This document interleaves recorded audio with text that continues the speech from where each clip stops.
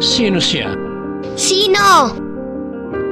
Siya ang matapang na batang comics character na si Suicide Susie. Kinata ito at sinulat ng veteran Filipino comics writer, novelist, and publisher na si Mars Ravelo, at nalatala ang kabayanihan at katapangan ni Suicide Susie sa mga pahina ng Filipino comics ng Ace Publication noong 1961. Iginuhit ito ng veteran Filipino comics illustrator na si Petronilio, o mas nakilala sa comics bilang P.C. Marcelo. Isinalin ito sa pelikula ng Premiere Production noong 1962 sa ilalim ng pamamahala ni Direk Chat Gallardo at ginampanan ng child actress noon na si Ludi San Juan ang title role. Okay! Next time, more info about Filipino comics character. Thank you very much and God bless you all.